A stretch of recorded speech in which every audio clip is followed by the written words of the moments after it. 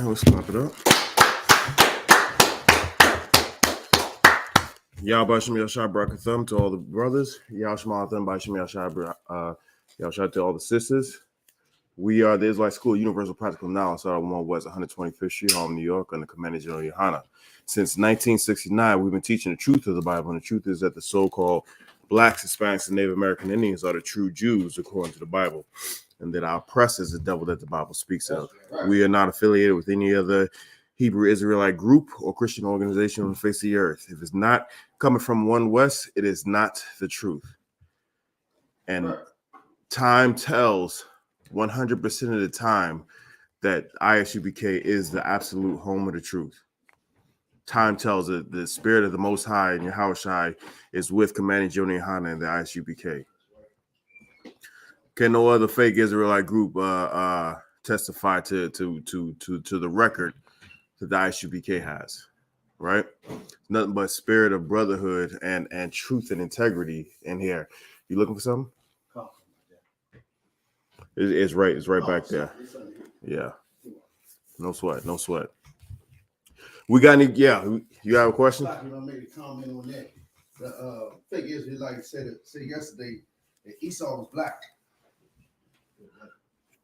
What? Even after hearing him red, some of it was the blood on Esau that made him red.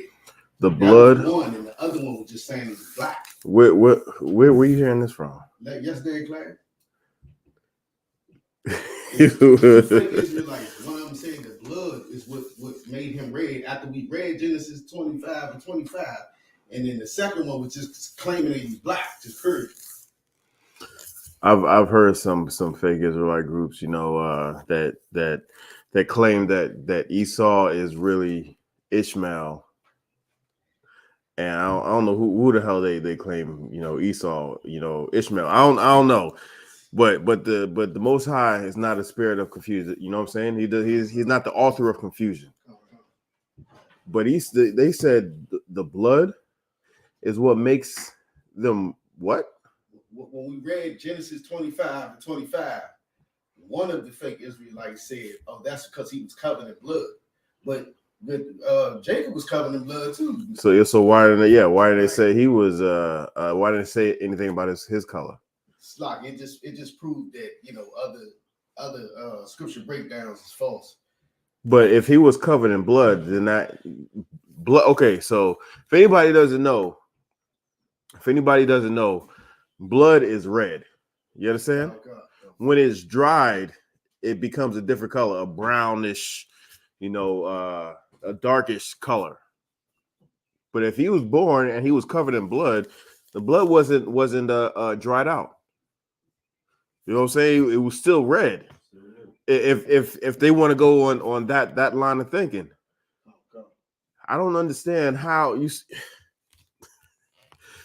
Why do people just fight? Obvious, blatant truth right in front of their faces. Like, are you serious? Are you serious, man? Some of these fake Israelite groups need to humble yourself and just get in class. Stop listening to your fake leaders who are closeted homosexuals and drug addicts and pedophiles, and just leave them alone and come under the umbrella of the real truth, the only truth. You know what I'm saying? And you'll stop believing, nonsense like that. Even though the brothers read the scriptures for you. You know what I'm saying? Read the scripture from the not our words, but from the words of the Most High. Read it for you who Esau was. What is his attributes? You know what I'm saying? You have something? I'm gonna bring the scripture out. What, the Genesis 25? Sir. It's a precept, if I may. Okay, I said it on Monday. Kagar, man, your job is being threatened. The precept ninja of DC is being threatened right now.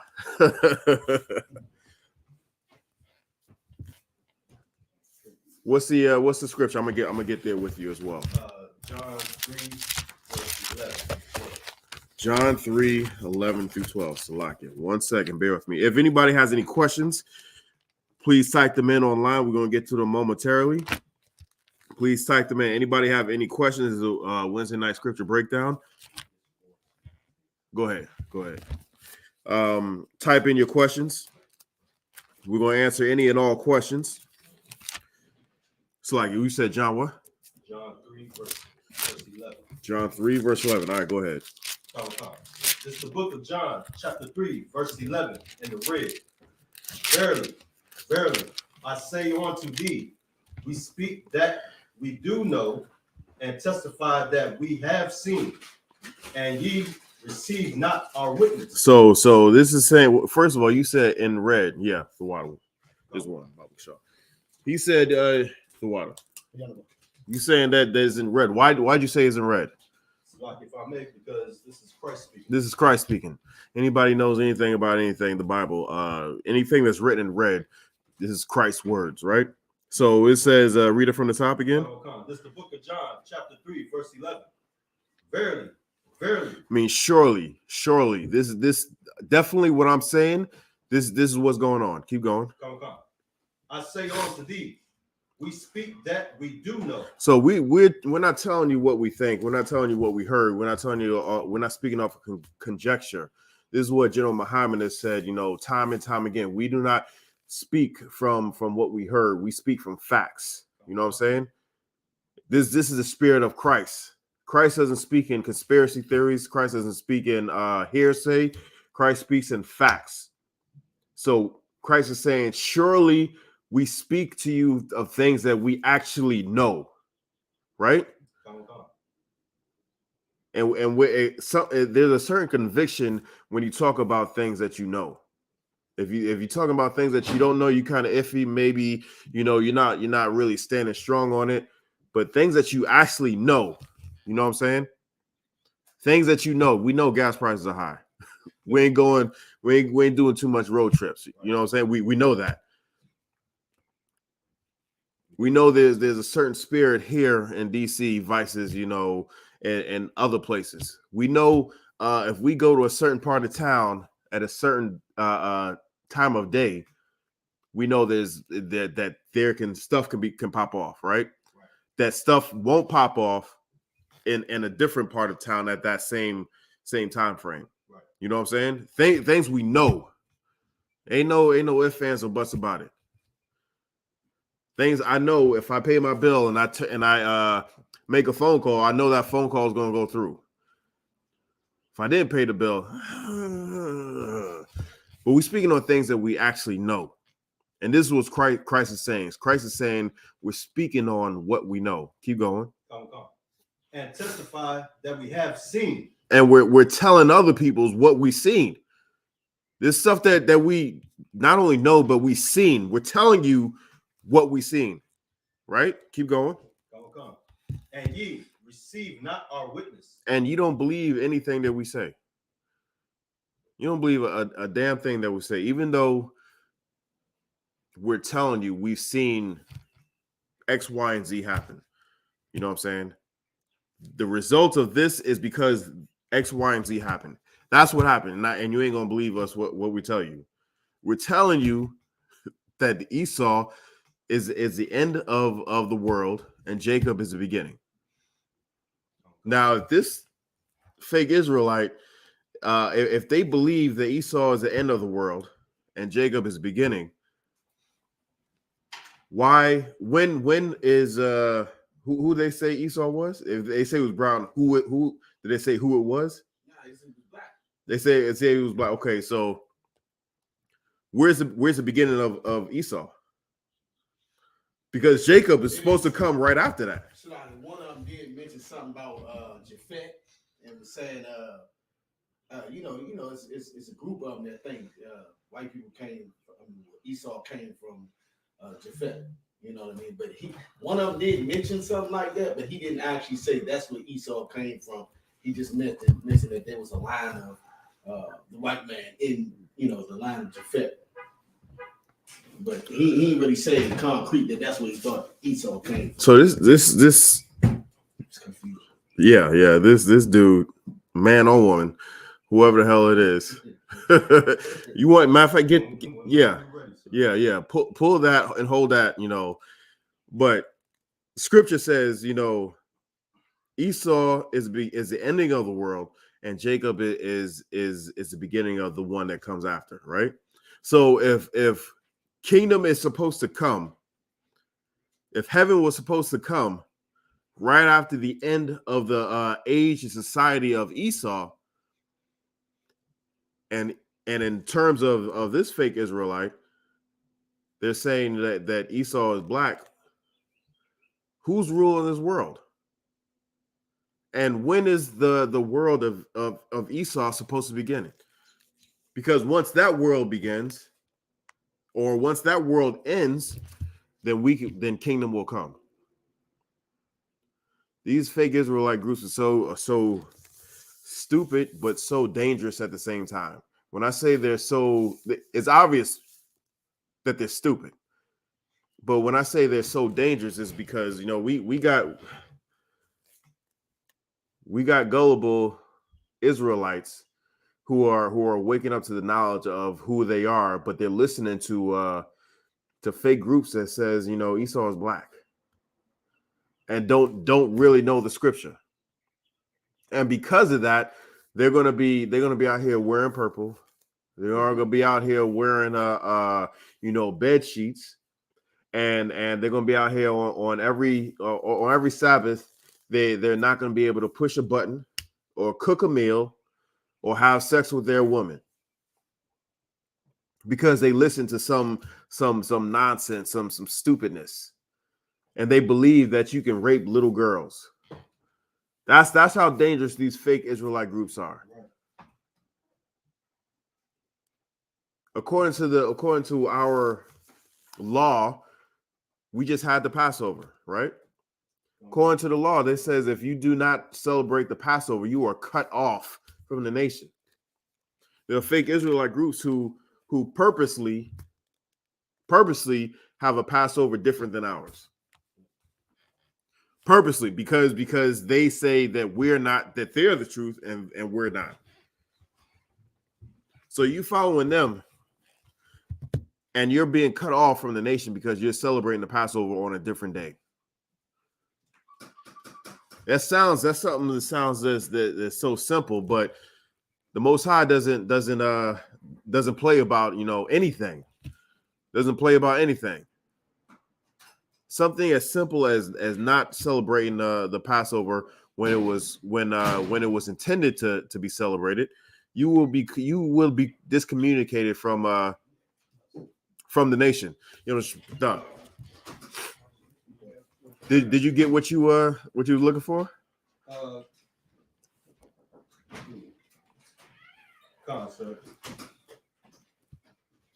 Esau. This is the pictorial Bible. This is the Zondervan Pictorial Bible Dictionary. Esau, translated hairy from Hebrew. The firstborn. So hold on. So there's what was the first one? The firstborn. No, you said it was translated. Yeah, what did it say? Hairy. How many really black people are described as hairy?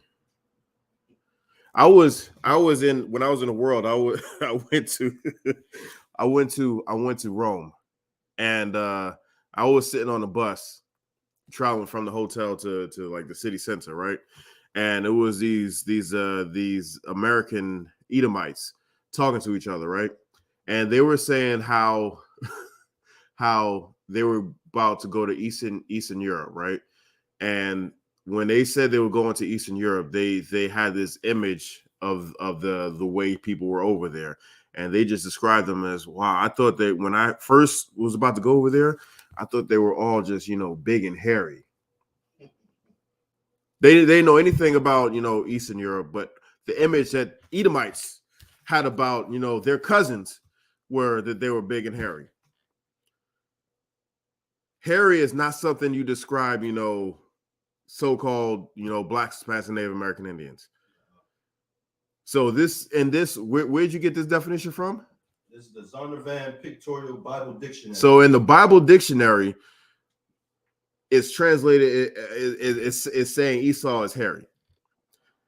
According to the Bible, what you guys read yesterday in Genesis 25, it says Esau came out red and hairy. Right.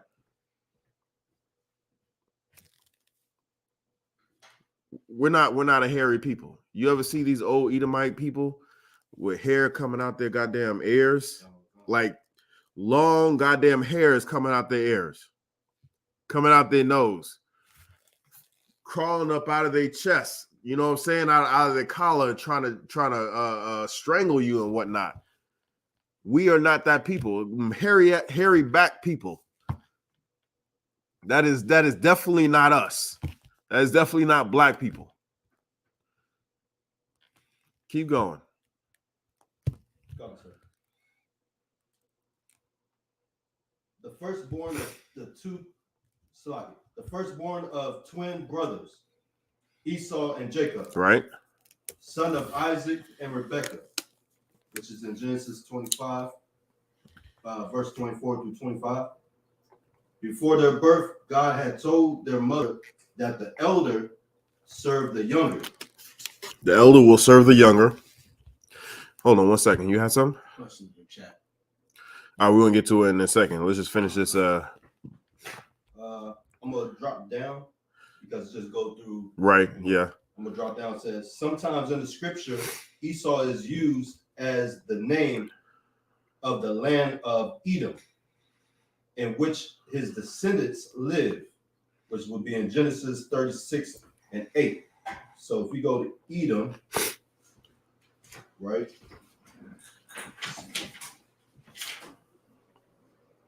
You go to Edom, it will tell you to go and look up Edom, Edomites. And with that, I'll pass the class to priest and officer Nakamaya.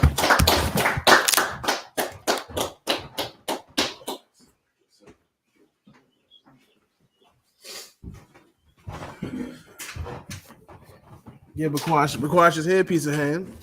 That joint fire, man. Shapat Dayak, that bro. He getting world renowned. Shapat Dayak.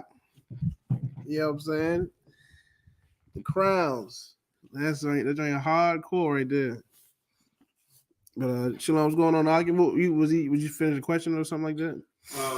We was just talking about something that happened in another class, but there is a question about what we were just talking about, sir. Live. Okay. The question is a Hiram Abiff says, why in Genesis 33 and 10 did Jacob say that seeing Esau face to face was like seeing God face to face? If Esau is supposed to be the devil. Okay, pull it.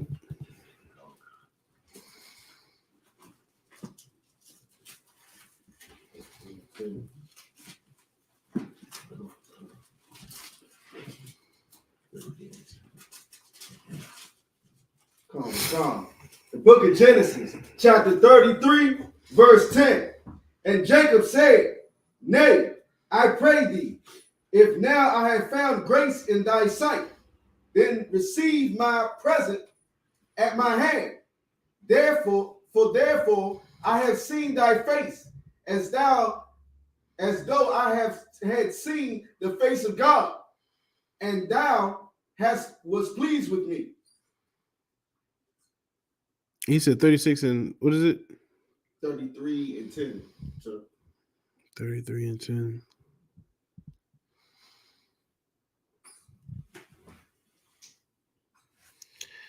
Let's see. See if there's like a trap or something like that. And it's 33 and 10. Okay.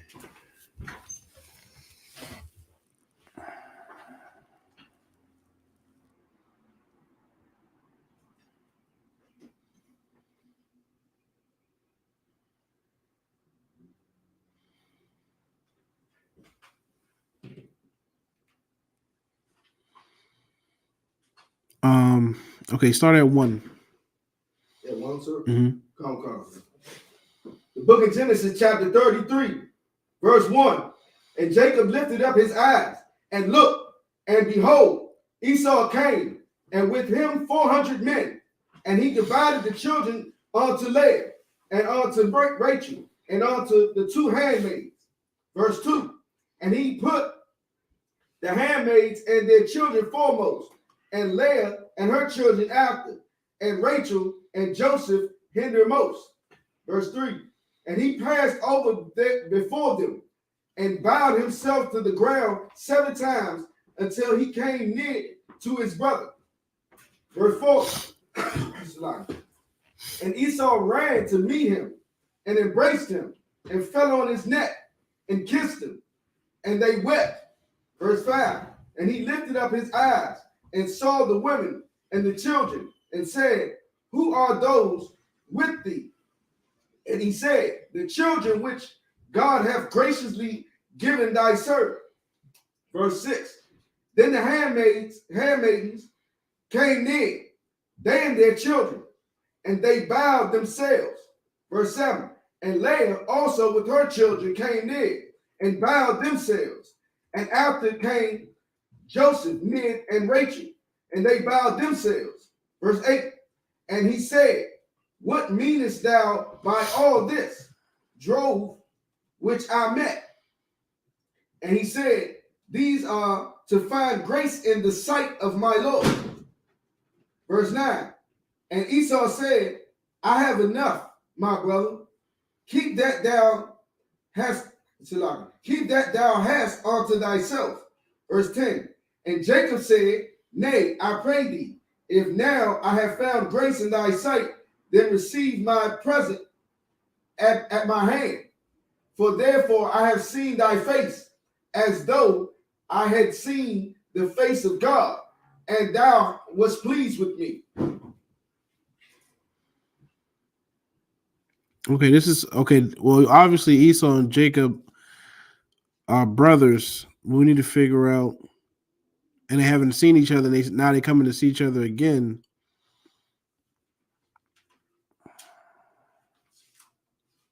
We got to go back and see how long they were separated, because it was times where when Esau sold his birthright, and then his father, when his father had passed away, and he found out his father had gave his blessing unto Esau. When Jacob gave his when his father gave his blessing unto Jacob, which originally belonged to Esau, who was the oldest son.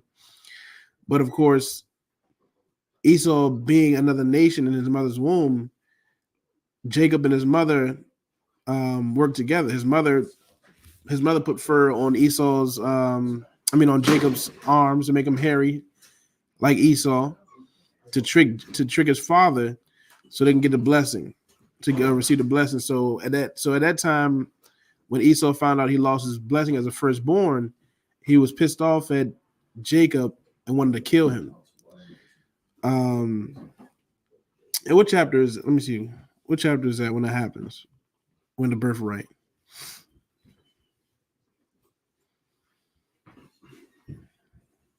Let me see. Esau. I'll find it. Hey, Shalom says, Lord Christ. Birthright.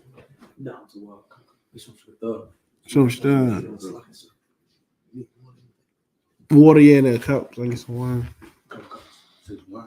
Mm-hmm.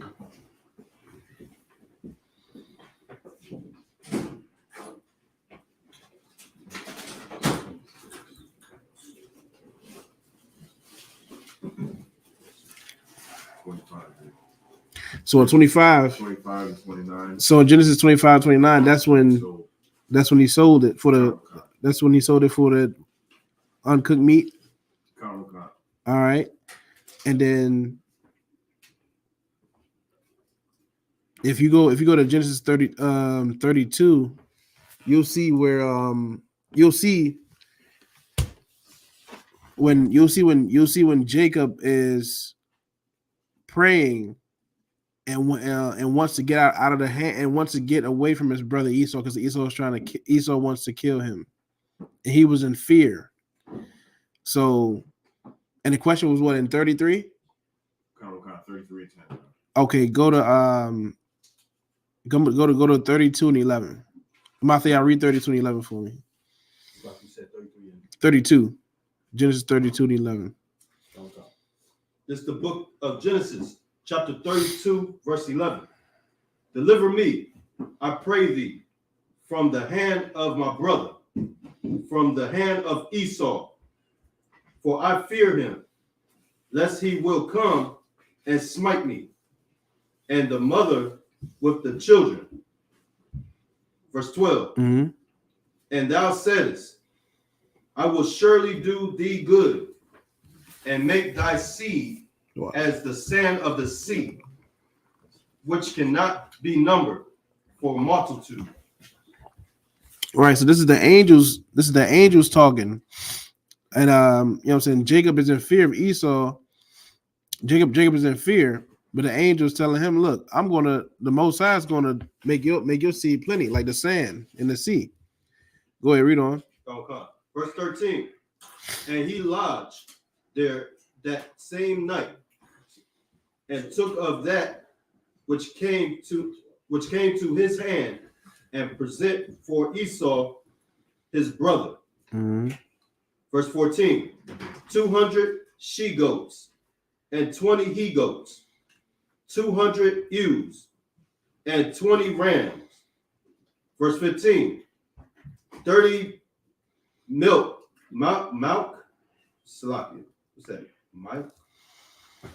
Milch. Milch. Mm-hmm. 30 milch camels So like, can you close this window, Baba Shah? with their coats, 40 kine, and 10 bulls, 20 she asses, and 10 fowls. Verse 16. And he delivered them into the hand of his servants, every drove by themselves, and said unto his servants, pass over before me, and put a space betwixt drove and drove. Verse 17. And he commanded the foremost, saying, when Esau my brother meeteth thee, and asketh thee, saying, whose art thou? And whither goest thou? And whose are these before thee? Verse 18. Then thou shalt say, they be thy servant Jacob's. It is a present sent unto my lord Esau. And behold, also he is behind us. Verse 19. And so commanded he the second and the third, and all that followed the droves, saying, on this manner shall ye speak unto Esau when ye find him. Right. So what verse is that? Verse 19, sir. Mm-hmm. Continue on. Come. Verse 20. And say, ye moreover, behold, thy servant Jacob is behind us. For he said, I will appease him with the present that goeth before me. Okay, and you can stop. So as we see, of course, Esau is Jacob's older brother, right? And he's in fear of his older brother. Yes, he does. Jacob has his brothers. Jacob has his brother's firstborn right. Esau's pissed off about it. Esau wants to kill his little brother, and his little brother's in fear of the big brother. Right. So the angels are giving him counsel on how to deal with the matter. Give him 200 lamb and give him this and give him that to appease him. You know what I'm saying? So, to answer the guy's question, it was who answered the question online? Hiram Abiff. So Hiram Abiff, Jacob was in fear. That's why he said that. He didn't really look at Esau as God. But if you read in the same chapter 32 and you read down from Genesis 32 and 22, that's when Jacob wrestled an angel. and Jacob named that place. That place, what's that place called? It starts with a P.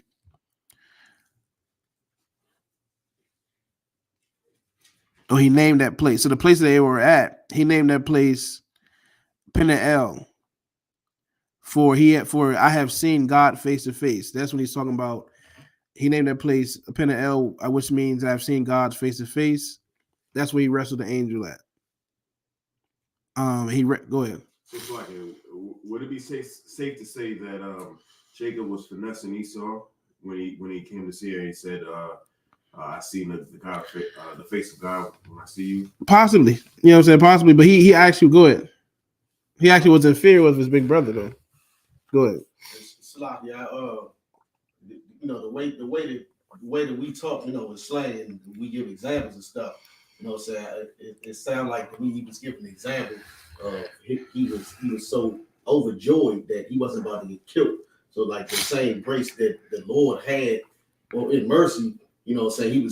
It was like he was getting grace from the Lord. Right, Shaphat closer to it, because okay, in Genesis 32 and 22, after he wrestled the angel and didn't die, and the angel changed the angel changed Jacob's name right there, and right there he named him Israel.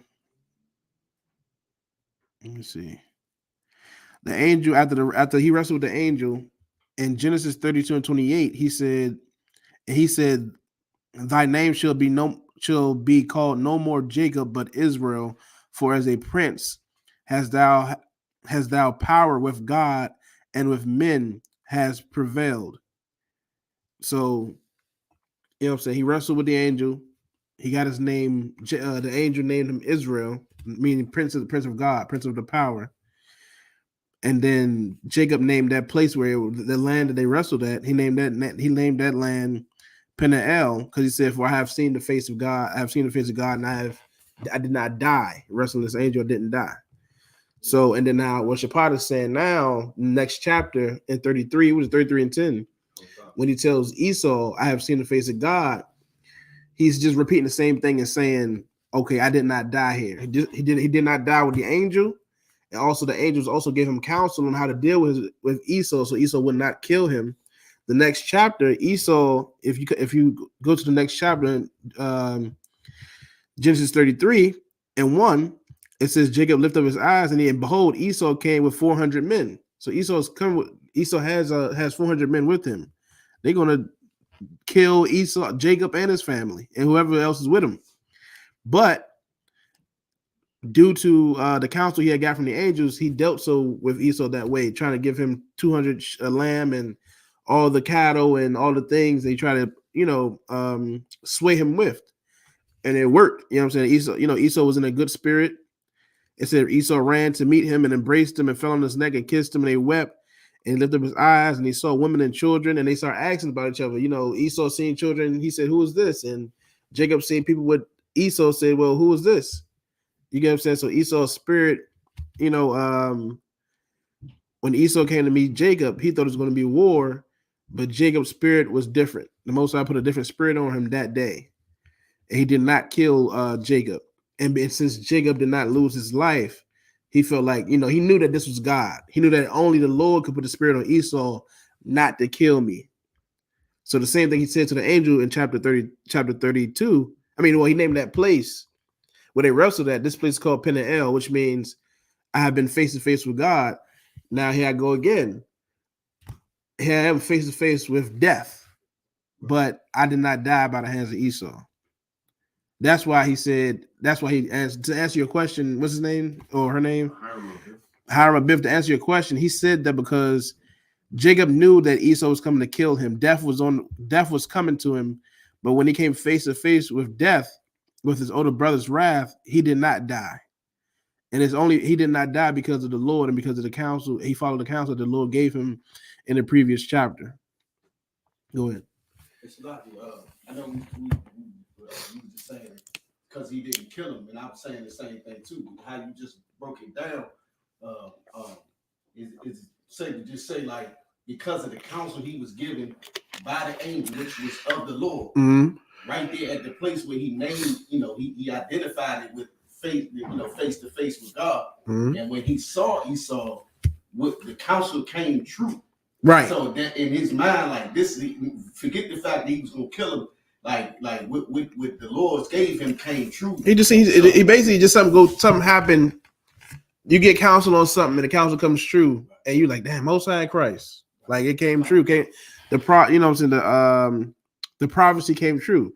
Just like all of us in here get counsel from your camp leader or the brother above you, and it seems, and with your camp leader is telling you, it seems ridiculous and out of this damn world. You're like, this dude is crazy. But then the next day, or when your court date comes up, or whatever crazy thing you got to deal with in your life, if it happens and his counsel comes to pass, then you're like, oh, that that's the Lord. Then you get what I'm saying? It's the Lord. So it's the same thing that happened here. You know what I'm saying? And you see how our lives are the same. You know what I'm saying? You right there when you're in a situation, you can't see a good way out of the situation that you're in, which is Jacob's situation is death. My older brother is trying to kill me because I took his birthright. Or he's mad, he's pissed off because I have his birthright. He's trying to kill me. And there's no other way I can live. That's what Jacob thinks. He thinks that he cannot live, that he's surely going to die, and Esau is going to kill his family because Esau is the cunning hunter. Esau is blessed with the sword. So there's no way that I'm going to live until you pray to the Most High and you get counsels from the angel. You wrestle an angel, and the angels give you counsel. And then now it's time for that prophecy to come to pass, and it happens, and it's actually true, and you feel relieved. You know what I'm saying? Same thing that happened to all brothers. You know what I'm saying? That's why we always say, come to counsel, come to counsel. Call your camp leader, get counsel, because you in a situation that you can't think for yourself right now. And that's fine. It happened to all of us. It even happened to your camp leader. It happened to the brothers above you, and brothers give us counsel. You know what I'm saying? And then we got helped out of our situation. You know what I'm saying? It happened all the way around the board. So that's the answer to this question.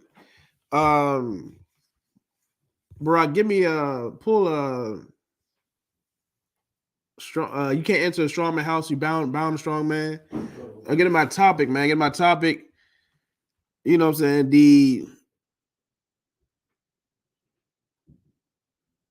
The topic is what I want. How do I say this? Because I just want to say the streets is damn dead, but I want to say what I want to say.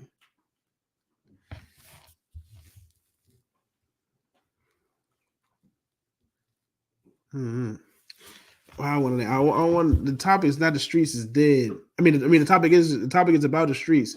I don't want to name the streets is dead though. The topic is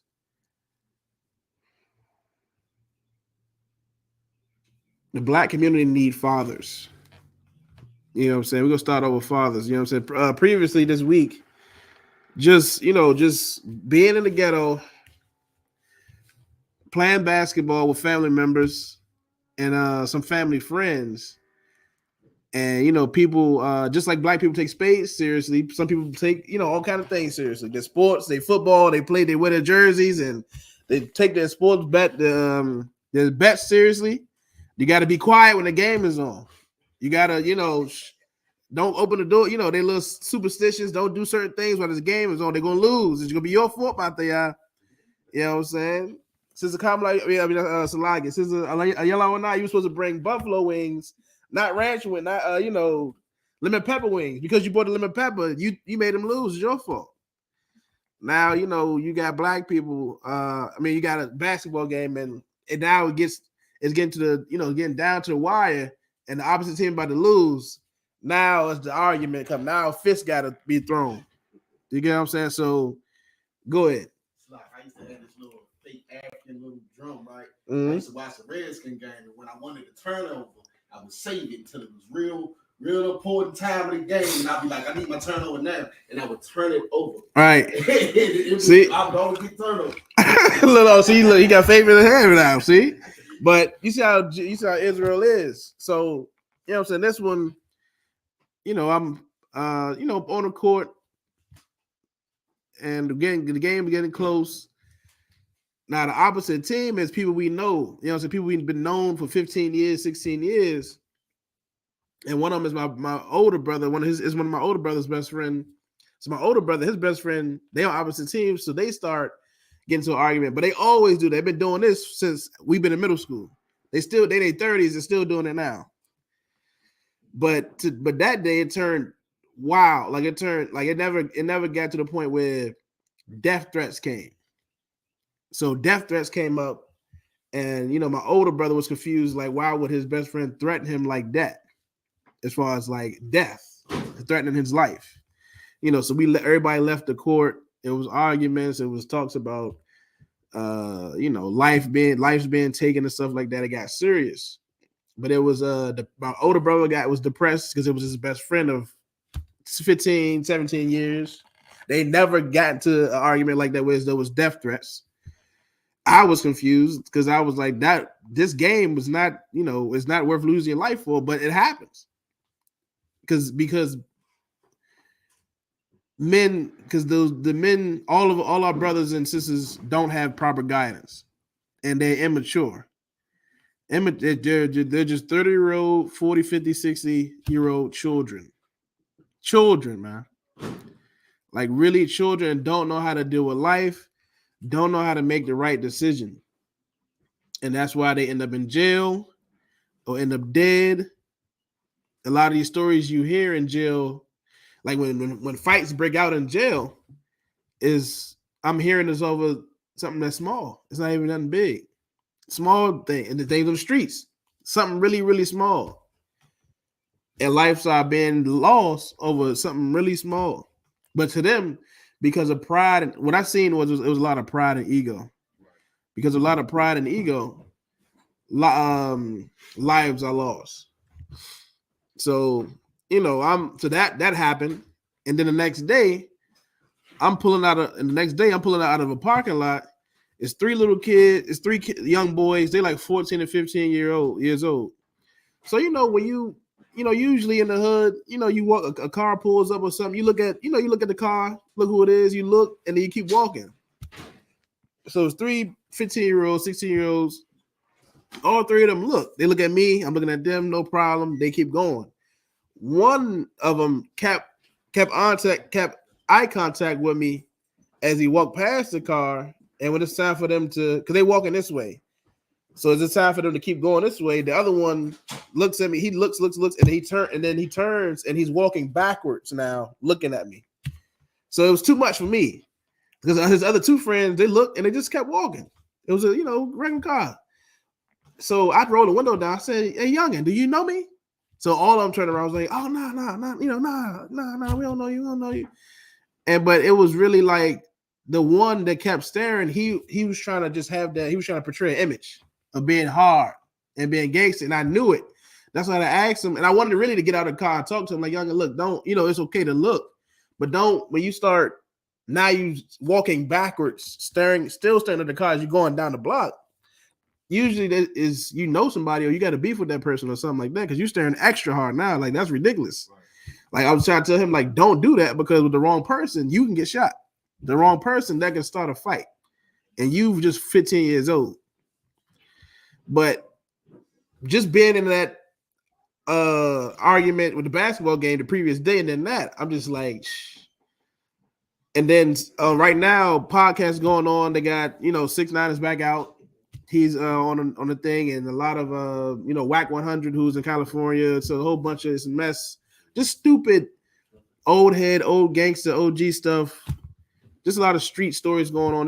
But it's really making me sick to my stomach, because the stuff that's being glorified and the image that's being portrayed to our youngins is harmful. It's not helpful. You get what I'm saying? It's really harmful for the young dude that stared me down, even to the point where he's walking backwards now. It's like, why are you doing that? Like, I know why he's doing it, but it's like, look what he's taught. He's taught this, and that can get him in trouble. That can get him beat up, or that can get him killed if he does that to the wrong person. You get what I'm saying? So, and he don't have to be like that, but he's taught to be like that. He thinks he has to be hard like that, or he thinks that's being hard when it's not. But he's trying to portray an image. He's confused, and we are confused because we don't have fathers. That's why we confused. Barack, you got the scripture? Go ahead. It's the book of Mark, chapter 3, verse 27. Mm-hmm.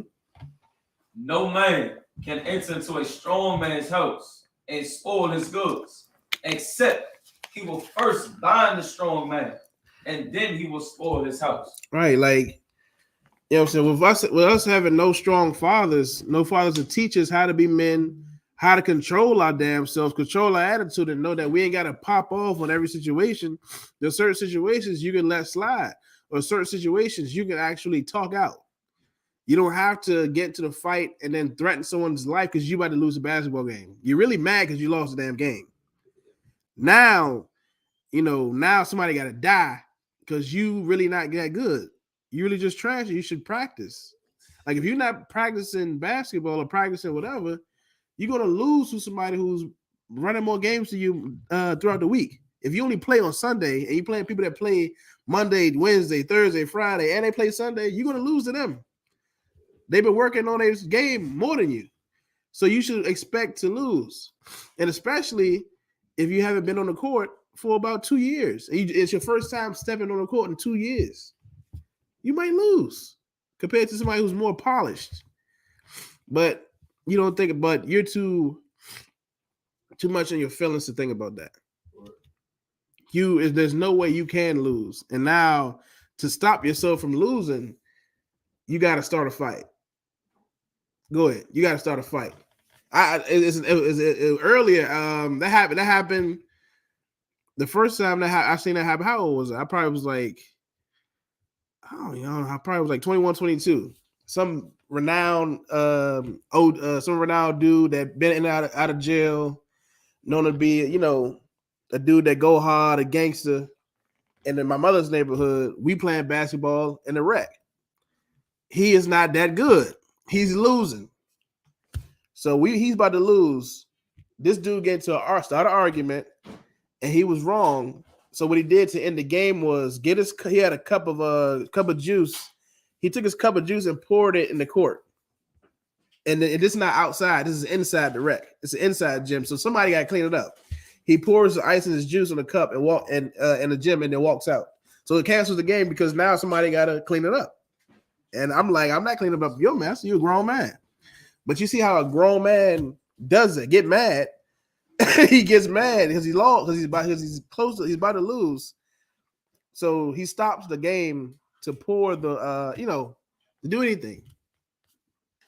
Go ahead. It's ridiculous. Go ahead. And it's immature. A lot of times too, I know it'll start too because somebody said something when they scored a point to make them feel like some trash, and they didn't pull them to the side and say, "Look, our brother, I was offended." No, and that's what I'm gonna bring up too, because a lot of that was going on the court Sunday. Also, it was a lot of course, it's trash talking. Trash talking get certain people mad. You know what I'm saying? Like, I can deal with it. You talking trash to me, but you losing, it's not bothering me. Or if you talking trash, that's just your words. You ain't coming to put your hands on me. You ain't fighting me or nothing. But if you don't have discipline, if every little word that somebody says get to you and you're a boy, but you're old, you have a man's age, but you really your discipline level is like an age of a teenager or a child. Every little word means something to you. Every little word means something to you, and it's ridiculous. And that's how it is. You know what I'm saying? And us living in the streets, a lot of us that's in the hood are adults, but our discipline, our problem-solving skills are of a child. Right. And it's disgusting. And I've been sick to my stomach this week. Like, I just been sick because I've been seeing adults, people that's older than me or my age, and really just acting like children. and the water for the truth, because I would be like that too. But you come to this truth and you're raised by men, and you raised and you checked and you checked and you checked to do better. You checked to not be immature. You checked to be responsible and accountable. Right. Whenever I lose a basketball game, I say, I gotta get back jogging. I need to do my push-ups. I need to start putting up more shots in. I gotta start shooting more so my shot could get better, get more accurate. Not pick a fight with somebody because I'm not good, or I have not perfected my crossover. Every time I try to cross, I lose the ball and go out of bounds. You ain't got no handles. That's it. You just ain't got no handles. You trash. That's it. Stop trying to fight somebody and tell somebody you're gonna shoot them because you trash. I said Sunday. I said I can't go play basketball no more unless I gotta just call y'all brothers here. Y'all, I gotta play basketball with y'all because I know we ain't gonna tell we gonna shoot each other. I'm not. Kazak ain't gonna cross me over, and if Kazak cross me over, and Barack try to dunk, I'm not gonna be like, all right, stay right here. I'm gonna get my gun. Stay right here. You get what I'm saying? It made me sick. I said I can't even go play basketball. Go ahead. Pull the scripture. Mark 3:27. Mm-hmm. No man can enter into a strong man's house and spoil his goods, except he will first bind the strong man. And a lot of us out here are fatherless. A lot of us out here are fatherless, and the ones that do have fathers, their father is fatherless, so they're not giving their kid they're not raising their kid properly. You're raising your kid to make the same stupid, evil mistakes you've been making. You telling your kid, "Oh, don't love that girl." Oh, what? Oh, don't love her, man. Treat her like this. Treat her like a tool. It's ridiculous, man. What I wanted. I think what I want. Train up a child. It's another one too. Wild net. Cause give me the one when we stand on the corner. And give me train up as a go ahead. It's like when you were saying that, it just reminded me of a episode of an old show. Forget with Dwayne Wade. Not Dwayne Wade, but oh man. Anyway, it was with it was a black school, and this black character was a teacher. And he was teaching the youth, and it was these two kids. It was crisscross. They were beefing with each other, living in the same neighborhood, but they from different gangs and whatnot. Right. They was beefing with each other. This one dude, he went to one dude's house and he tried to talk to his father and say, "Hey, he's throwing away his basically his life doing this dumb stuff." Mm-hmm. And the father, the kid came out and seen the altercation, and the father was teaching the kid like, "Hey, this is what you do," and he basically damn near beat up Dwayne Wayne. That's yeah, for little what's his drink called? Different world. Yeah, and when the kid seen that, he was like, well, it was like a confrontation, like, hey, you can listen to your father. Your father's telling you what to do. That's your father, but I'm showing you a better way. Right. And it was like he had to choose the way that his father was teaching him, or the way that this somewhat successful man was teaching him that wasn't his father. Right, Matthew, I pulled Hosea 4:6. Okay. Wait, bro. I believe I have the wild net one. Go ahead, give me that. The book of Isaiah, chapter 51, verse 20. Thy sons have fainted. They lie at the head of all the streets as a wild bull in a net. Right. They are full of the fury of the Lord, the rebuke of thy God. Right. You know what I'm saying? Like it's like this, like the thing with the young brother. You know what I'm saying? That's what we do. We chill on a block, on a corner, and we're young and furious. You know what I'm saying? Furious at our household because we're poor. Furious because of, you know what I'm saying, if they do have because your mother is a whore or drug addict, your father's an alcoholic or a drug addict, or he's in jail. You know what I'm saying? You got a lot of stuff going on in your life, and you're just ready to do anything to take it out on anybody. You willing to go ahead and get high and get drunk every day to dismiss your problems or to ease your pain. Whereas though it's not going to work like that. And that's what I experienced yesterday with the young boy the three young boys walking past me, walking past the car, staring at me. But then there's one who stared extra hard and had to turn around and had a who walked backwards to continue to stare at me, like he was wanted war. He wanted some smoke with me. I'm like, I had to question him, like, "Ew, do you know me?" I had to ask him that. He's like, "Oh no, I thought you said." He made up some lies saying, "I thought you said my name." Like, nah, it wasn't that. You were staring at me before that. But he was just trained to do that. You get what I'm saying? He's trained to. He think that's hard. He think that's gangster. He's really hurting and really insecure. And that's why a lot of us try to act so tough and act hard, because really we are weak, but we don't want to know. We don't want anybody to see our weakness, so we got to act tough, which is what I'm saying. Black people have been taught a stupid lesson, a very dumb lesson, because when you got to act tough all the time, just like Dave Chappelle show, when keeping it real goes wrong. You know what I'm saying? You keeping it real and you end up losing your life or going to jail or losing. You know what I'm saying? You just losing. Just losing, man. You got Hosea 4:6? Go ahead.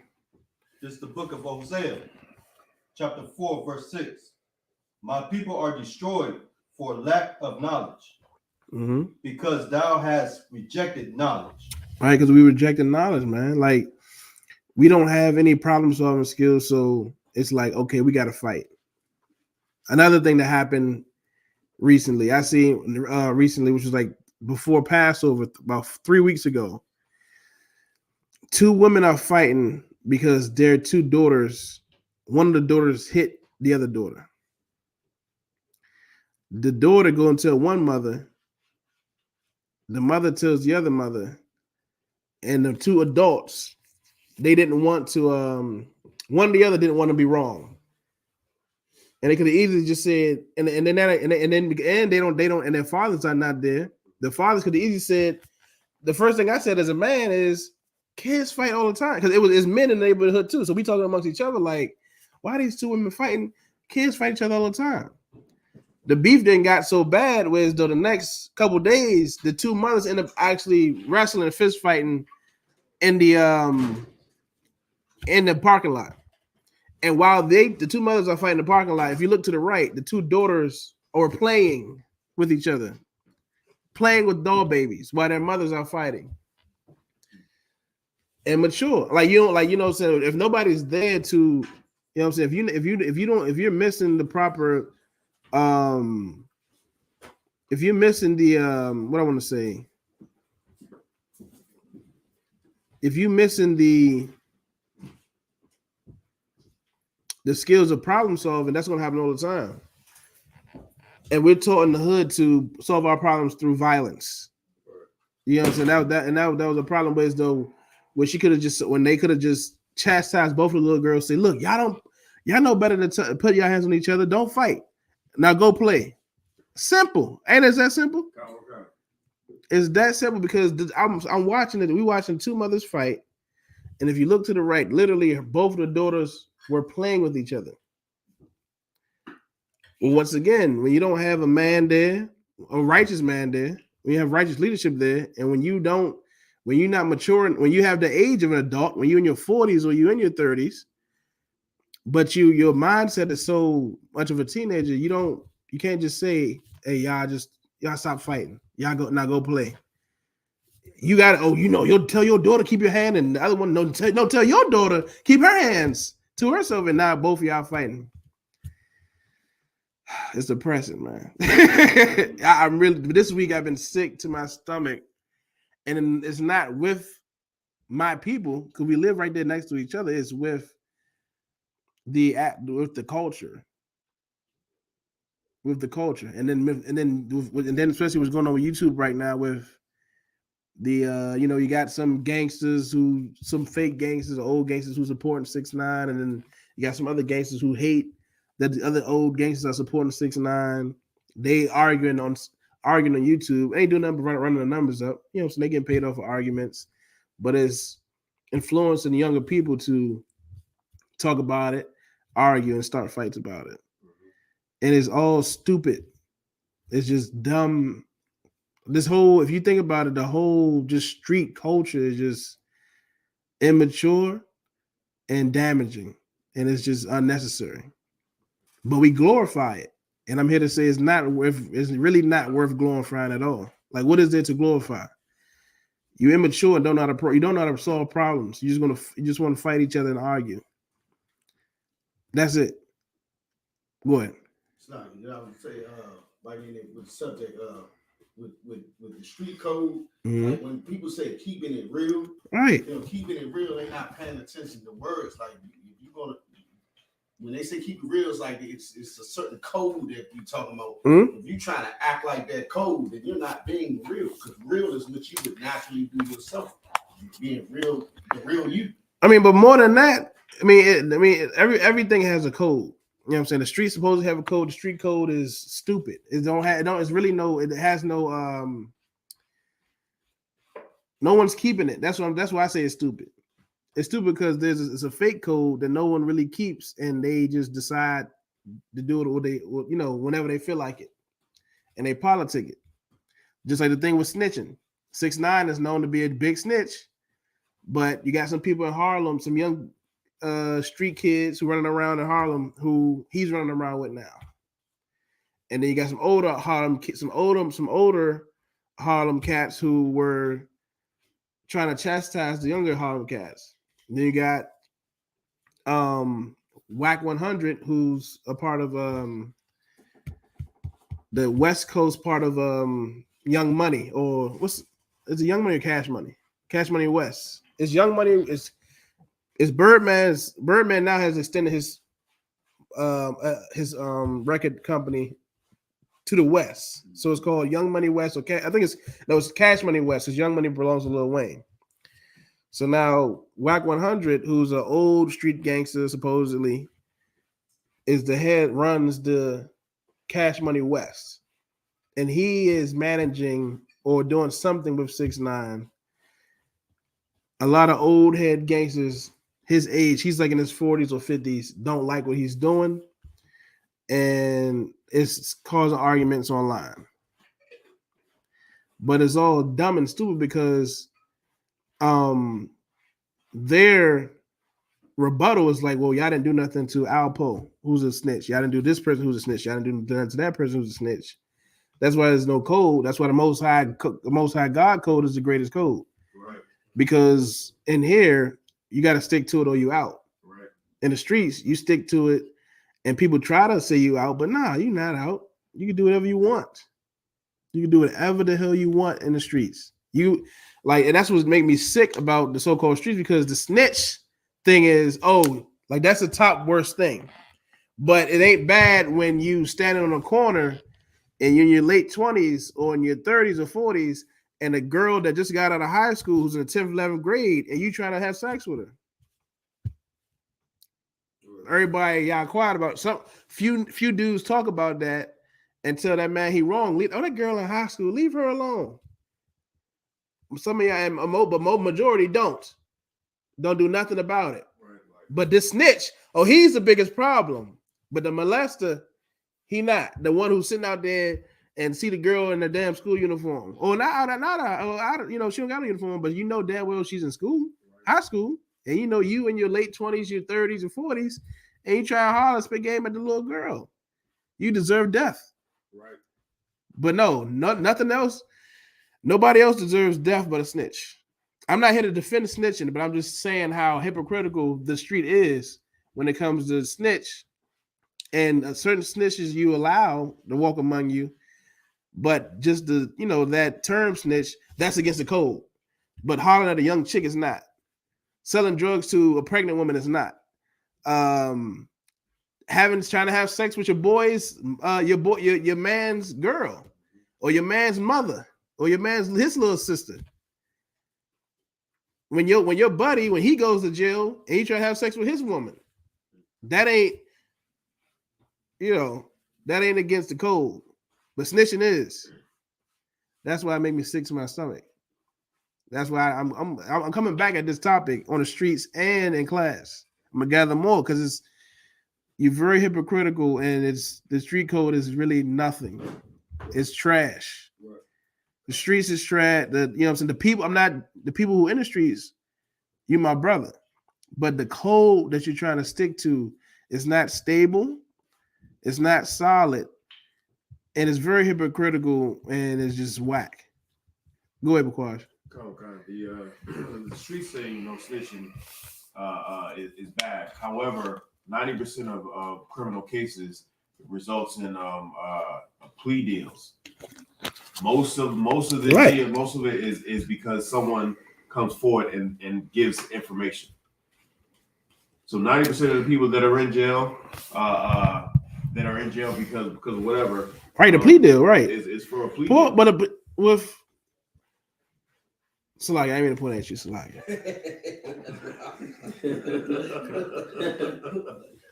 For brothers who are experiencing here with that situation, what exactly is a plea deal?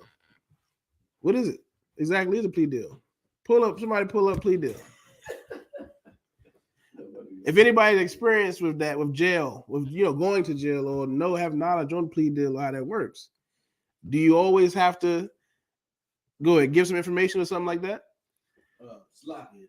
That's false. You can take a plea deal even if you did something by yourself. It's Right. basically saying I'm gonna take a deal. Right, that's it. That's what I thought. Guilty. I'm guilty. That's what I thought. You don't have to. It ain't taking the plea deal don't specifically mean that you snitch, but you play the plea deal is saying that I did it, right? Mostly it's just saying I did it. Because for you to take it to trial, you saying I didn't do it. You want to fight it and say, nah, I'm innocent. But the plea deal is saying, yes, I am guilty. That's all they're saying. It's not, you're not really giving information about something. Go ahead, Brock. You know, the plea deal, like it's, I won't even say a 50-50 type of ratio. It's like a portion of it is definitely to say like you're guilty. This is what it is. Mostly with the plea deal, what I know from my knowledge is mostly the white man wants you to say I'm guilty. That's it. Most for the majority of the part. He wants you to say I'm guilty, so now that's on your record, and that you pleaded guilty, and that you're now you have a felony, or it might not be a felony, but you at least said it's on your record that you're guilty for something that they saying that what you did. Go ahead. So like too, like if I like that's true, and then like as well, it'll be so you can get a lighter sentence, but like even taking it to a lot of these slaveries, these jobs that's out here. Like even if something as small as a write-up or a verbal warning, whatever, like they'll bring you a paper and tell you to sign it or ask you to sign it, but it's not to say that you plead guilty, but it's so that it stay on your record, which is them to say that it's guilty, even though you may not agree with it. And they'll ask you to sign it so that you have acknowledgement that this thing has happened. But even in the court system, like that same thing happens regardless if you plead guilty or not. Like this thing is in your report, and depending on the accusation, this thing can stay on your record for several years. Okay. You know what I mean? Whether you're guilty or not. Go ahead, Bakwash. Okay. It's I have a definition here. It says a plea bargain, also known as plea deal, is an agreement in criminal law proceedings whereby prosecutor provides a concession to the defendant in exchange for a plea of guilt or nolo contendere, which is nolo contendere is a legal term that comes from the Latin phrase for I do not wish to contend. Right. Okay. Go ahead, Shapat. What you was gonna say something? Oh, so who else had their hand up here? Go ahead, Shapat. I'm about to say also a lot of times they back you into a wall so much that you really can't get out of it. They'll have like 7 different charges on you, and 1 or 2 of them for sure you can't get out of it. And so you either just gonna take that full jail time, or you're gonna plead to something. Mm-hmm. Right. All right, so that's the other part I wanted to get into, whereas though the grand scheme of it, of the street life, is of course the prisoner pipe. I mean, as of course how you just end up in jail, huh? The school to prison pipeline. That, but also like the end result. Like, okay, the agents come over here and got business. Esau comes over here, got business. The Africans come over here, have business. They run their lounges and stuff like that. You got Hamites who got illegal business. Then they got, it's some Hamites who have clubs on U Street, and they got they run bets, bookies. There's bookies on U Street. They doing it illegally. I just snitched. They're doing it illegally. You know what I'm saying? But you know what I'm saying? A lot of them come over here and just do have their own business. But what is our, you know what I'm saying, mainly our business? They gave the drug game to the black community, and it has always just been a setup. It has always been a setup. That's why it's like why glorify it, as though 9 times out of 10, you know what I'm saying, the end game and the end result is you dead or you go to jail. Compared to if an Asian comes over here and they're handed, the Asians comes over here, they set up shop in your neighborhood and then send the money back to their home. I done seen many generations of Asians and they start off in the carry out. They work for like 3 or 4 years. The next 4 years, there's a new generation. The next 4 years, there's a new generation. I done seen like that happen like 4 or 5 times in my father's neighborhood, whereas though when I was a kid, the same Asians are not working there, but it's their children, it's their cousins, it's the younger ones. You get what I'm saying? They work for a little bit, they stop, and then let the younger ones run it. So now the carry out that's around my father's way, it is ran by Asian teenagers. All of them are like under like above 17, but like under 25. And they're all young adults, all Asian young adults run that, and that's how that specific family runs that carry out. Just pass it off to the next younger one. Go ahead. It's like if I could, the government has a set up for these communities where if they come in and they establish a business, they won't have to pay taxes for 5 years, and that's why, just like you said, they just hand it over to someone else will come in, another family will come in to have this business, and they don't have to pay any taxes for 5 years. And a lot of those agents use. Sometimes we was able to see that they had went to school, like they went to college, but we were black people the one who's paying their tuition. You know what I'm saying? Like heathens come over here. A lot of heathens and the white men have the business that they run, but the companies that we have in the black community, I mean, our business that we have, we've been thrown the street game or the drug business, and it always end up not in our favor. So when we got in the water for the truth for brothers who was in the streets, and now they see it was in jail and all that, and come out of it. You know what I'm saying? And they're able to become a priest and go out there and teach and raise brothers out and clean them up and get them out of the streets, man. Like we are truly the only result and the only answer for the streets.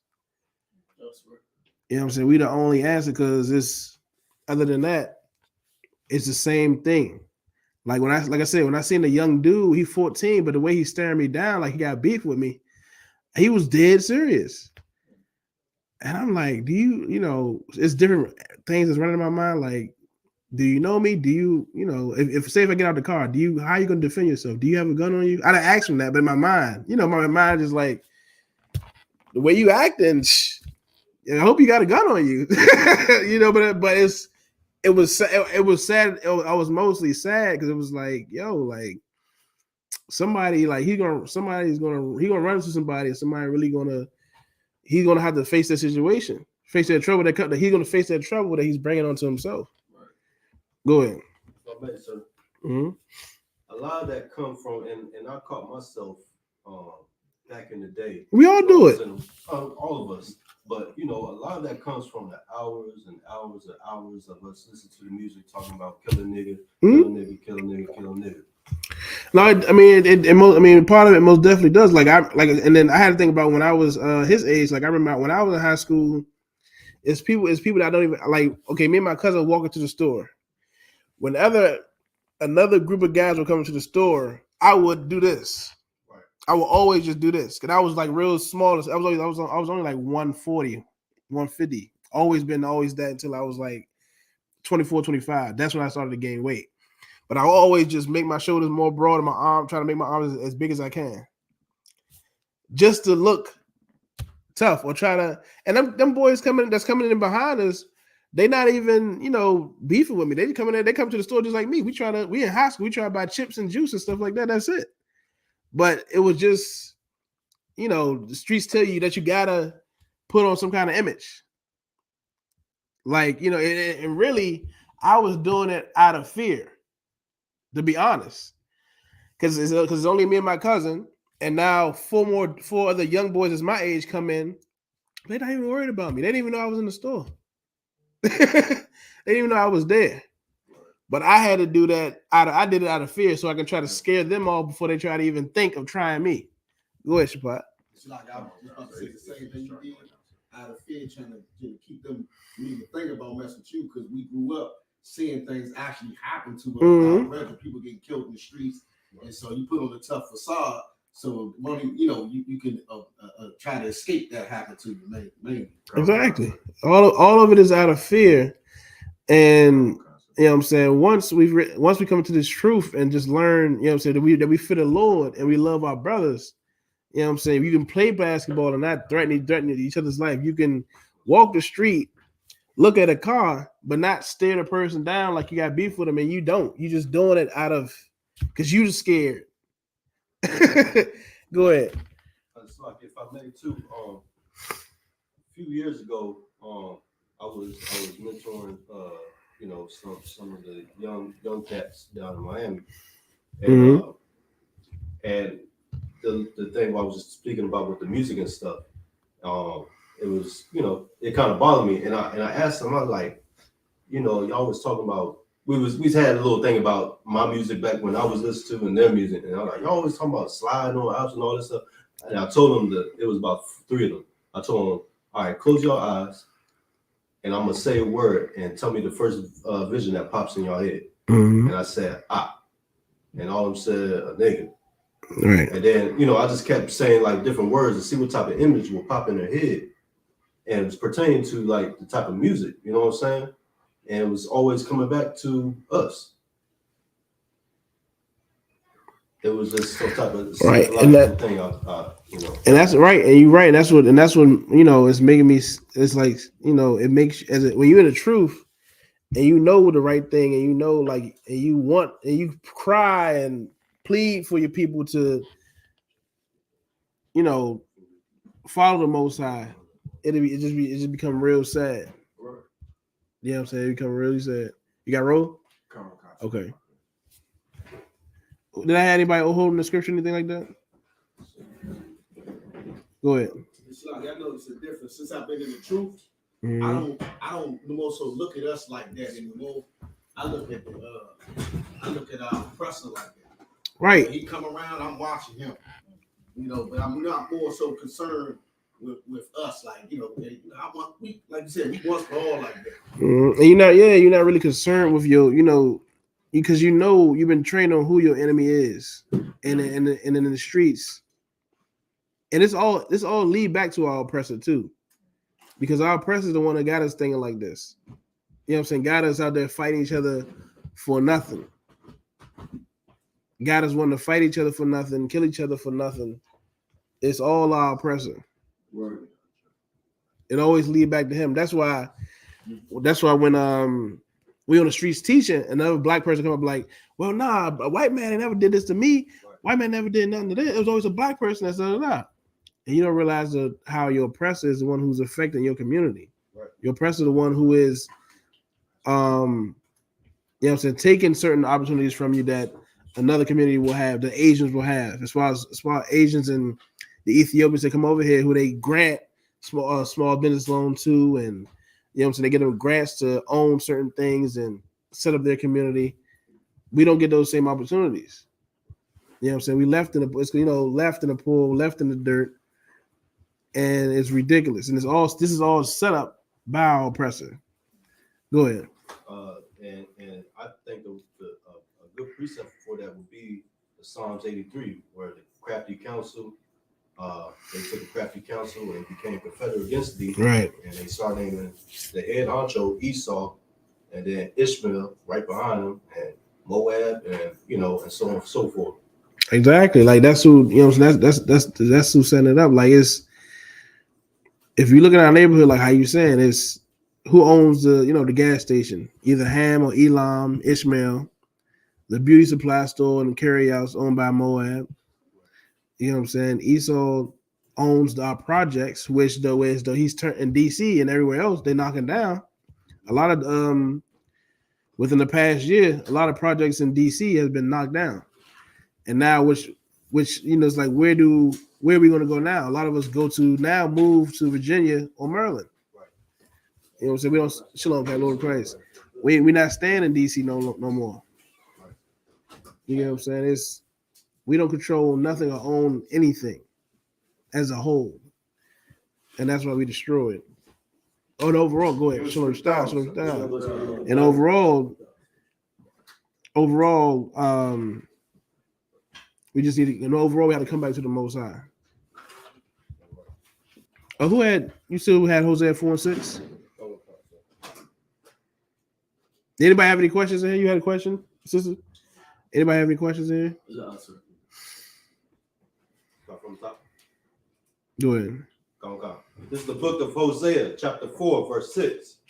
My people are destroyed for lack of knowledge, because thou hast rejected knowledge. I will also reject thee, that thou shalt be no priest to me. All right. We just out here being rejected by the Most High. Just out here being rejected.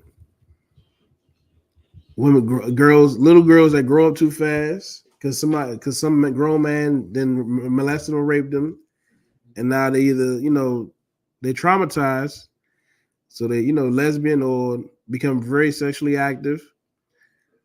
The young boys try to be tough out of fear, and they they think it's cool to try to lose their virginity or get a girl and just use her for sex, which destroys her. Now she running around saying, men ain't nothing, or I don't trust men. It's a big, in the hood is you hear that all the time. It's like women don't trust men, but it's like you can't. Once you hear their stories, it's hard to deny it. Right. Once you hear all these women's stories, but you just have to teach them and let them know, like these brothers ain't not in their right mind either. They don't know, like we just living in a big community, whereas though nobody knows how to run anything. This is a zoo. Right. It's really the black community is really a zoo. Right. And without these, without this knowledge, without the laws of the Most High, it's going to continue to be chaotic. Right. And it's always depressing when you out there talking to somebody who's in the street, but they don't understand what you're saying. Like you spit the truth to them, it's a foreign language. You know what I'm saying? You tell them like sex is marriage, what? Or you tell them, you tell a brother that, you know what I'm saying? Like, nah, why even beefing with him? That's your brother. I don't know that nigga. Nah, my brother is so he ain't my brother. He can't see another black man as his brother. He can't. Some people actually really can't see it. Because we've been taught by our oppressors just to be individuals, you know what I'm saying? Right. Dog eat dog world. Right. And it most definitely got to stop. You know what I'm saying? We got to put an end to that because it's ridiculous. And it don't stop. It don't matter what age you are. You know what I'm saying? It continues all the way through death in the hood. Give me Train Up a Child.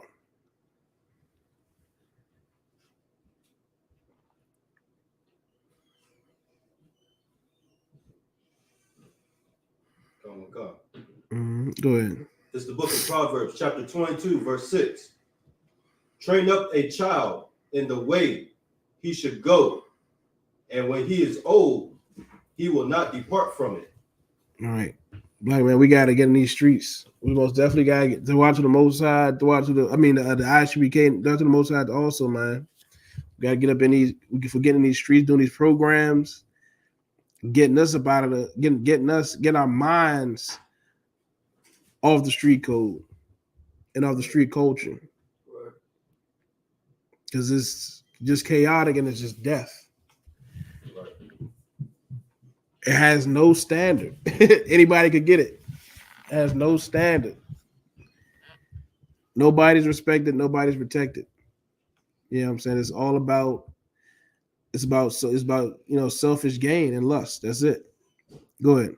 Like if I may, that whole street and street code or whatever is kind of similar to the Christians and the fake Israelites. It is. Because they want to use the Bible and these scriptures when it only suits their lust and need. Right. That's what I'm saying. The same thing with the snitch. Like there's supposed to be no snitching, but then certain snitches get to walk around the hood. They still get to walk around. But you know what I'm saying? You don't say nothing else to, like I said, but what about when, you know what I'm saying, when you're beating up a woman? Or what about when you're beating up an elderly person or a kid? Or you go rob a kid? Or you're trying to holler at a little girl who's a minor? Nobody says nothing. No, I mean, everybody gonna talk about it. Oh, you seen so he messed with that little girl, but nobody really take action and really go at that dude or at that woman and really, you know what I'm saying, chastise them and expose, let them know, nah, it ain't gonna happen here. Everybody gonna know who you are and really dismiss you as, disgusting. I mean, treat you as disgusting. Right. That's what's supposed to happen. But so they politic and do whatever, like how you said, they just like Christians, man. And they are Christians. They all go to church. True. They all go to church on Sunday. Go ahead, read on. Okay. Verse 7. The rich ruleth over the poor. And that's another thing too. You got, so-called rich drug dealers there, and they the ones who make the rule. Everybody, the rich drug dealers, they the worst, the rich is the worst because they just follow their lust. Ain't nobody stopping them. Everybody respect them on the block. Oh, that's so-and-so getting money. Don't really say nothing to him. Right. And he doing them, the most evil thing. Who had a train up a child? Me, sir. I'll go ahead. When we continue or start from the top? Now you at Jose, right? We in train up the child. I did Jose already. Okay, good. Go ahead. Come. I'll start from the top. Mm-hmm. This is the book of Proverbs, chapter 22, verse 6. Train up a child in the way he should go, and when he is old, he will not depart from it. Right, and if you want to keep your child alive, for people, people who are watching this, and you just want to keep your child, we have a lot of mothers and fathers who come past the camp speaking or hit the classes, and so they ask for us to pray for their kid, and they cry to us about their kid. You got to get your kid up in the school. Right. You got to get your kid up in the school because we're going to train them up. They're going to know, and they're gonna gain the ability of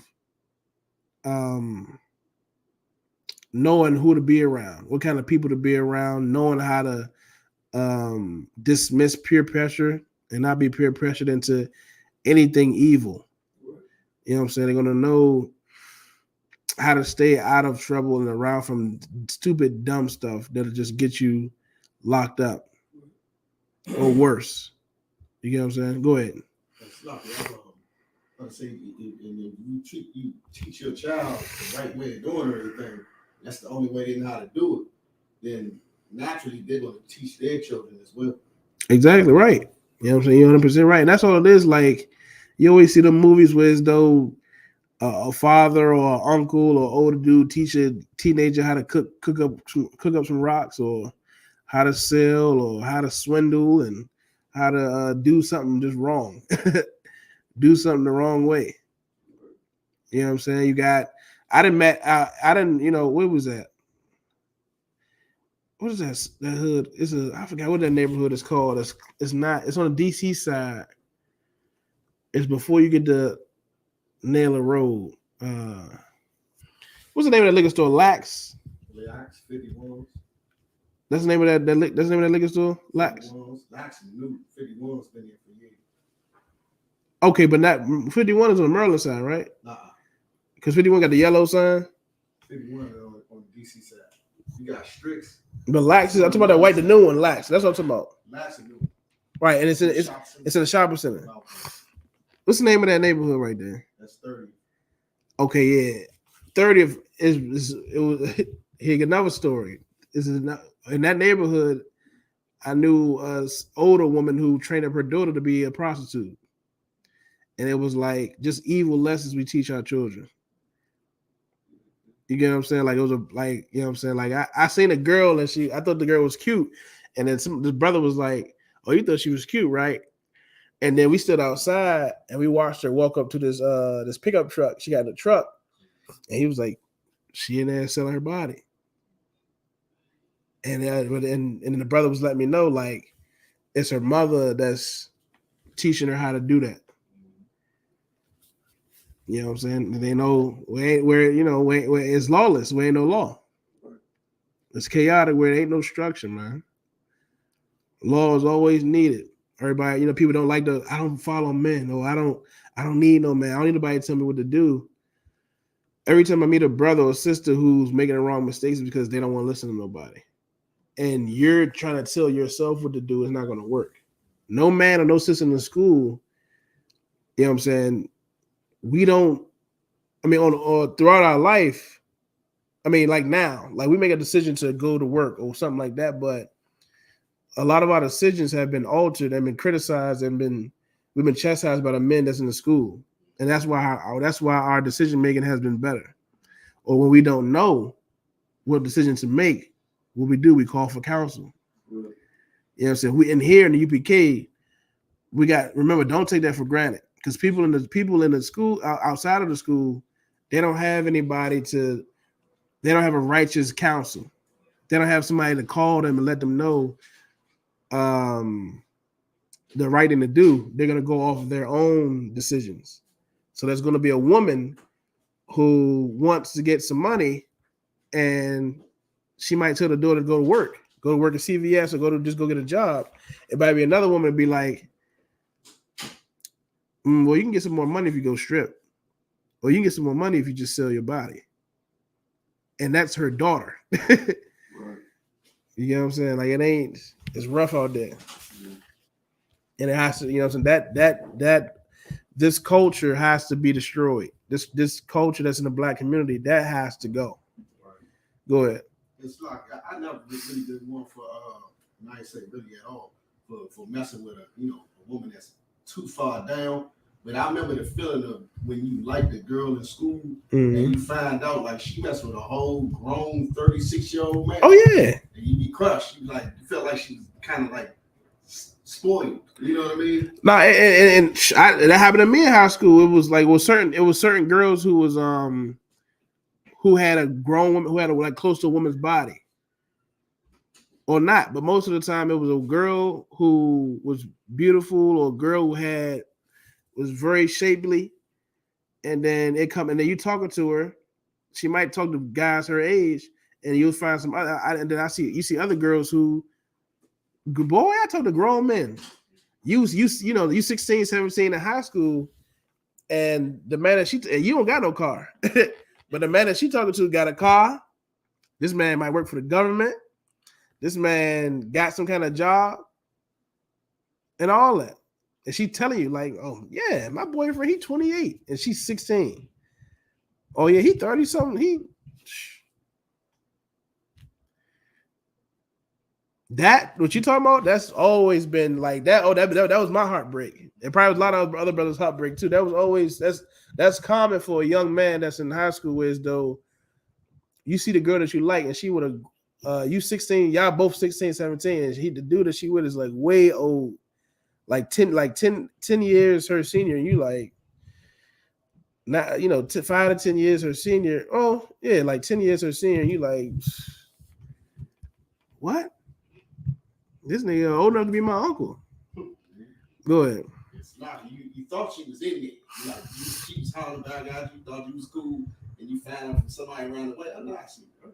She messed with a dude. What's his name? You found her. He about 38.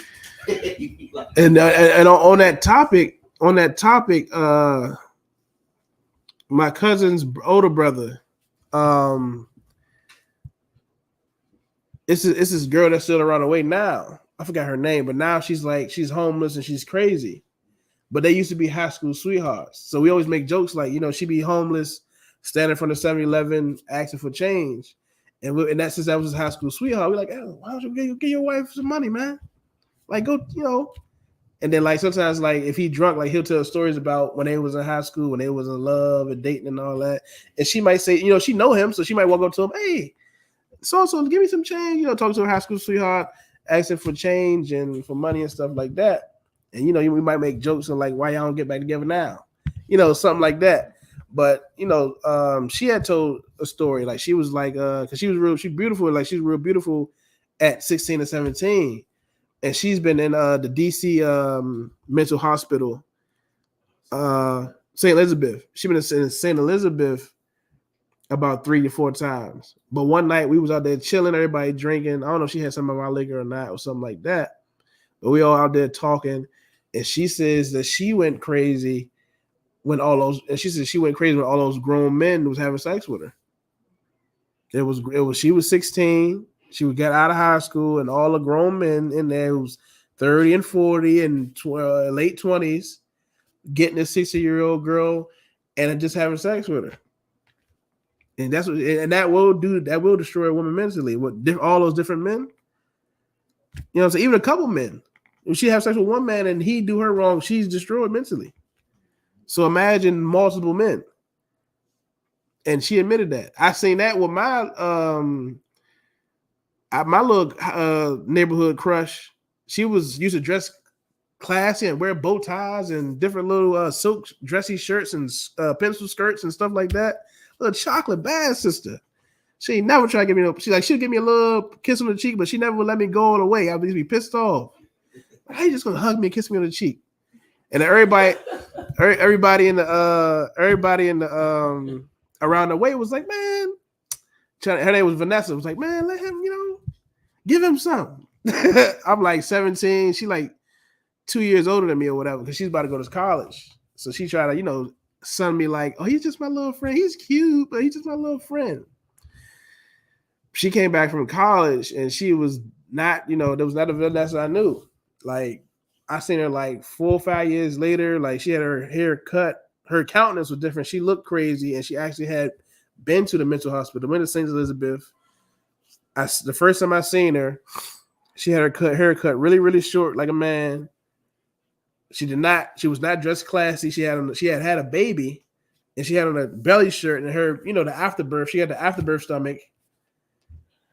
And she's out there on the street looking crazy, talking to herself, looking crazy. I seen her, I stared at her, and she told me, don't stare at her unless she told me not to stare at her like that unless I wanted to have sex. She have never talked like that to me before. And I never seen her looking like that before. Couldn't find out the same thing. Whatever in college, whatever brothers, ran group sex on her and gang bang or whatever the hell. Like something happened to her. A lot of stuff happened to her. And just to see those two sisters like that, it was like, wow, like, what I'm saying? Like, the hood, the street code, the black community, it has no law. And the so-called street code or code that we try to stand for is really destructive and it's trash. Go ahead. It's like I always like when I hear somebody, somebody being real with you because they tell the same story again. I said it before. The same detail, yeah. I told you the same story. But I see because it's my bad. I wanted that chocolate sister, man. When she was classy, when she was pencil skirt Vanessa, and when she ain't never wear no little, when she would never wear no little exposed, she never really wore exposing clothes. It was all like fancy, dressy kind of like modest clothing, but it was fly. But to see a side I never thought I'd see her before. Like imagine, everybody, you just seen like a little classy, fancy chick before. Oh, y'all hadn't seen one and probably liked her. It was like, oh, you liked her. And you just see, imagine her now talking to herself on the streets. She got her belly hanging out, wearing a cut shirt, and you just know that something's different. Like it's just off. And then she's now all about having sex or something like that. Like she telling you, like, what you about to do? Let's do it. No, like you like you like no, hell no. I'm good, but it's I'm bringing up all destruction today. You know what I'm saying? Destruction in the black community. It was just really supposed to be based on black men, on brothers, how we just got to be more, you know what I'm saying? We got to teach these brothers, and brothers just got to be taught, because it should be no way you should be threatening somebody's life off a basketball game. You know what I'm saying? Even Will Smith went through that, huh? That's why he left Philly on a basketball court. You know what I'm saying? But it happens. There should be no way you playing basketball and people talking about threatening your life. That's, you know, we in bad shape if that happens. Go ahead. Shout out to all the UPK parents too, because I didn't see no fights break out from none of the little young kids. Right. And they was just playing. Shout out to the kids and the parents.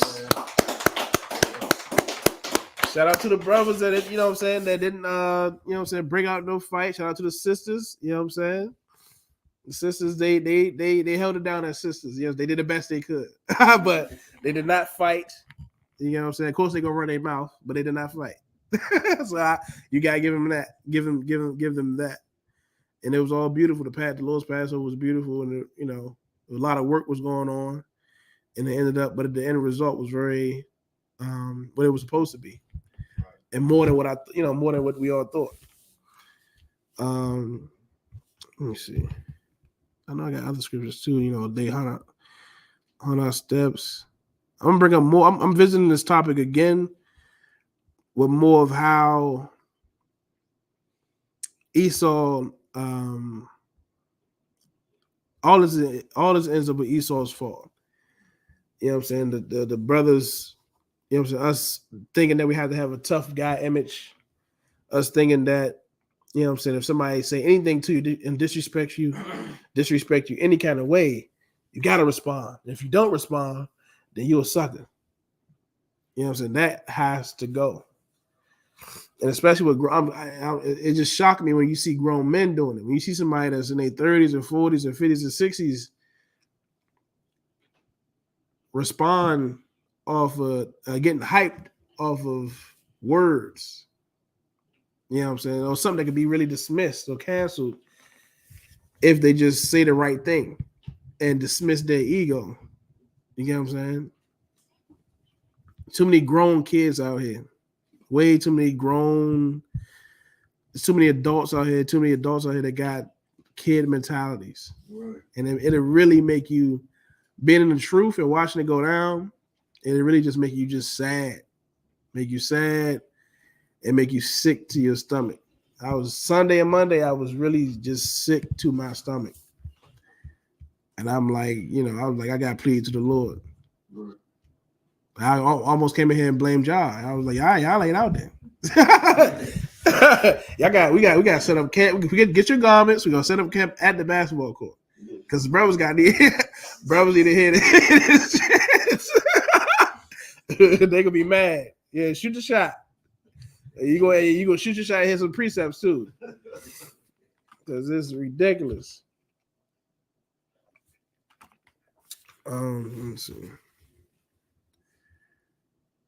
And nobody had a question. Go ahead, Shabbat. Yeah, that's like while you were looking. I'm about to say, you shoot that jumper from half court. You know, they see the Lord. We are special people, right? Exactly. You don't know how special we is out there, man. It's most definitely it's no other way. Like it's like we trying everything out here, and it's no other way for us to really survive and come back as a community unless we follow the Most High. I mean, I'm ending with Deuteronomy 28:1.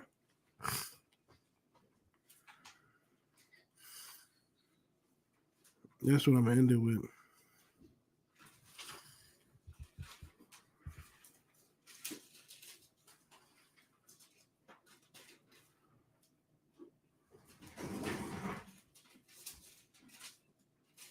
Deuteronomy chapter 28, verse 1. And it shall come to pass, if thou shalt hearken diligently unto the voice of the Lord thy God, to observe and to do all his commandments, which I command thee this day, that the Lord thy God will set thee on high above all nations of the earth. Right now we're low. You know what I'm saying? We're low morally. You know what I'm saying? We don't know how to just simply, if our kids fighting each other, we don't know how to just chastise our kids and then tell them to go ahead and go play. Now our kids come with us with issues, and it's minor and it's small, but we got to go fight the parent. That's what we're doing now. You know what I'm saying? We don't know how to be brotherly and just have a simple basketball game or play spades without getting too heated about the damn card game. Like it's not life threatening, and a lot of times you're not even losing money. Some money. I mean, sometimes you are betting money on card games. So I understand a little bit. You don't want to lose that money, but a lot of these times you're not even betting your money. It's just off of pride because you are a sore damn loser. You lost a card game now. Oh, it's because you lost a card game. You're gonna die now. You lost your house because you're something. Nah, you're a child. You need to learn how to manage your emotions. Manage your emotions, man.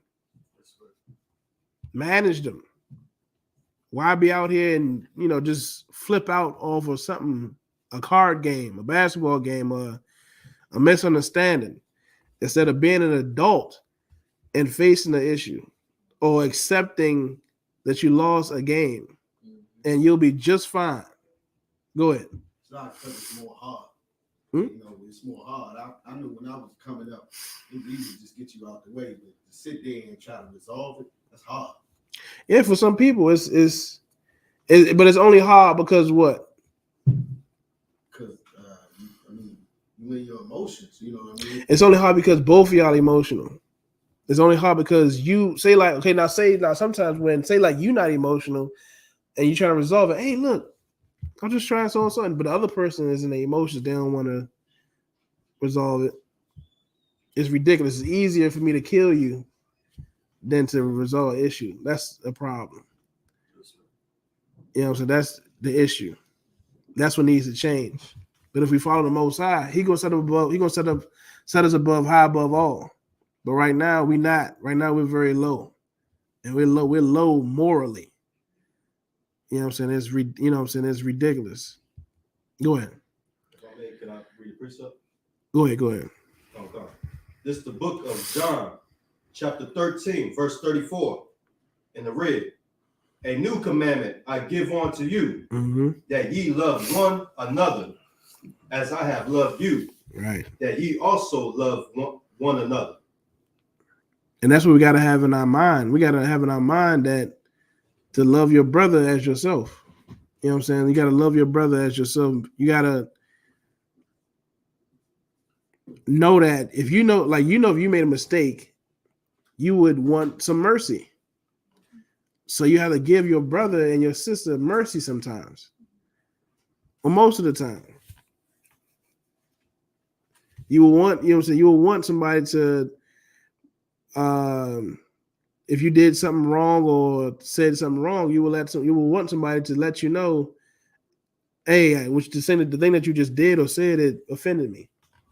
Instead of, now you're just hearing gunshots or you're getting some shots fired at you or somebody trying to harm you. That's what you would want. We gotta love ourselves as Christ did. We gotta, be willing to, die for your brother righteously. We're too selfish out here, and we the only thing that we got. The only thing you got is another Israelite. Because these heathens, they just using you for their profit. That's it. Plain and simple, their profit. And then when you don't want to make them profit, you see their true colors. You know what I'm saying? Any basketball player, football player, they want to stop playing basketball or football, them heathens get mad at you and throw you away, they'll burn your jersey. Right. You know what I'm saying? A regular brother, you want to stop working for a heathen, you know what I'm saying? That heathen, he ain't your buddy no more. I used to be a pit master and work for some Arabs. I stopped working for them. I'm no longer Habibi. Habibi to them is like loved one or friend in Arabic. Habibi. He's trying to call me Habibi all the time. Habibi. And then, I left. I'm, it's no longer Habibi, man. You know what I'm saying? They hated, they did not want me to leave. They hated that I left. You know, so it's all we got is each other. And that's how the Most High set it up. You know what I'm saying? That's our challenge. Right. You know what I'm saying? You know what I'm saying? We the challenge is we hate each other, but we need each other. Right. And we ain't gonna make it without each other following the Most High together. All right. With that, pass the class over to priest and officer Pat Dayak.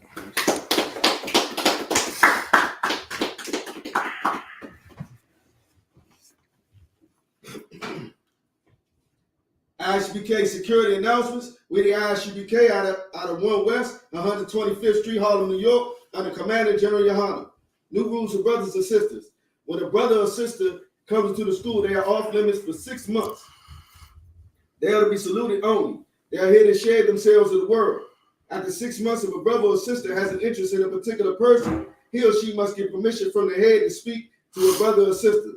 There's never 6 months in which the brother or sister will court each other. After this 6-month period, the brother or sister will get permission from the head to marry.